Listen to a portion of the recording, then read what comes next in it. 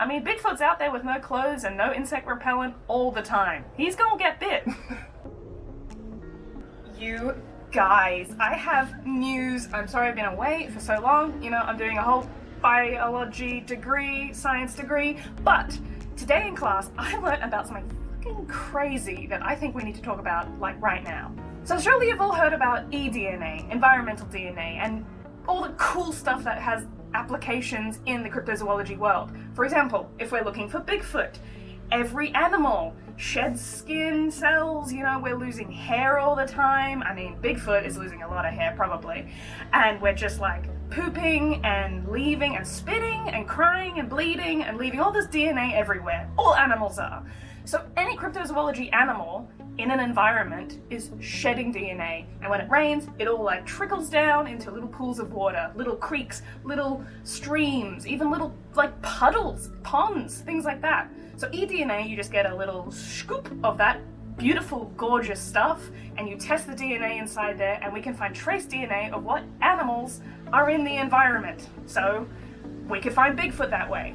Anyway, that's really cool and probably deserves its own video, but I haven't got around to it. But today I learned about iDNA. Now if you Google iDNA like I did, the first thing you'll get is like Illawarra District Netball Association or something crazy. That's not what I'm talking about here. Bigfoot doesn't want to play netball. What I'm talking about here, I stands for invertebrate. So this is what I just found out about, and it's like blowing my mind a little bit. So think about animals. They're just like living, doing their thing with their warm blood. Well, not all animals, but the ones we're talking about today with iDNA. And some of the cryptids we're looking for, let's say Bigfoot is a huge one, orang pendek, the shintukshin. These things have blood. And, you know, like to feast on bloods? Parasites, mosquitoes, ticks, leeches, all of those things we hate. But they could really help us. They're like mini cryptozoologists. And I'll tell you why, because of iDNA. So this is like new-ish, but like I've never heard of it and it's crazy. iDNA, invertebrate DNA. It's when we take those horrible pests that we all hate and we look at the DNA within the blood that they've feasted on. So say that and this can go as small as a mosquito. A mosquito can like buzz around and like bite a Bigfoot and then bugger off. If we find that mosquito, it will have Bigfoot DNA inside it. How crazy is that? That is so cool. Like I said, leeches, ticks, all of these things. And like people are already starting to use it in the biological space, obviously in like normal science, to get an idea of diversity of different animals. So for example, frogs, really hard to catch, really hard to see. You might hear them, but you can't really probably see them. Really hard to do an abundance sort of test, you know, if you can't see the animals, but you can hear them. It's hard. But there are particular types of flies that feast on the blood of a particular type of rare frog. So if we can't see the frogs, that's okay. The flies will be attracted to different traps. In this case, it's like sound traps, it's a whole thing. But we can get these flies, we can look at the DNA inside and be like, oh wow, this species and this species and this species are abundant here. There's more. So invertebrates like this don't eat that often, so if we catch some of them, they can tell us what animals they've feasted on within like the last 6 months.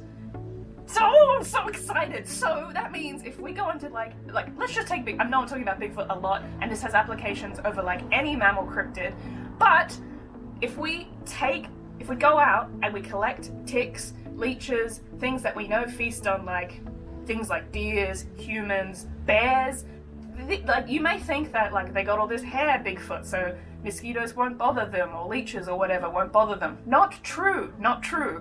There is so many pests and parasites out there that have evolved to eat through hair, you know, well, not eat through hair, burrow through hair to get to your juicy blood, or their juicy blood. So there's plenty of parasites out there full of blood of hairy mammals. So let's say we can find one or a bunch, we can survey a bunch in the Americas in like a really hot spot where we know there's Bigfoot sightings, and we can look for unknown hominid DNA or, you know, just unknown DNA.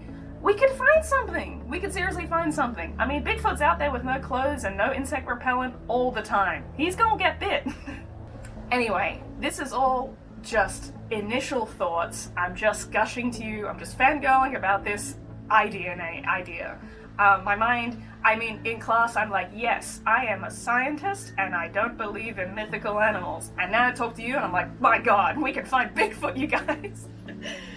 But I'm just losing my mind a little bit and I wanted to share this information with you. There are like public papers that you can find about iDNA being used on other animals, surveying animals in the wild, and we can think about how we can use this for cryptozoology. I'll link some in the description below if you're really nerdy like me and want to have a look, but that's a summary. I'm going to be doing more research into it and I can do another video later, but ooh, iDNA guys.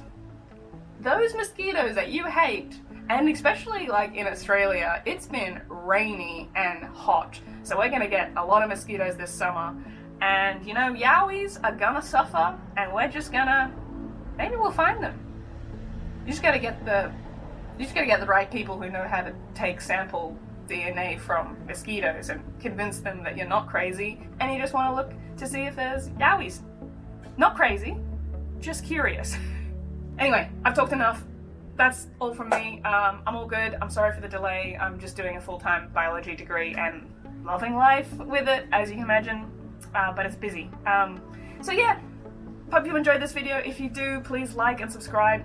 Most of all, just like, feel free to put a comment. It's just nice to know that I'm actually talking to people. Thank you to all those who do comment and say hello, like, hey, hi.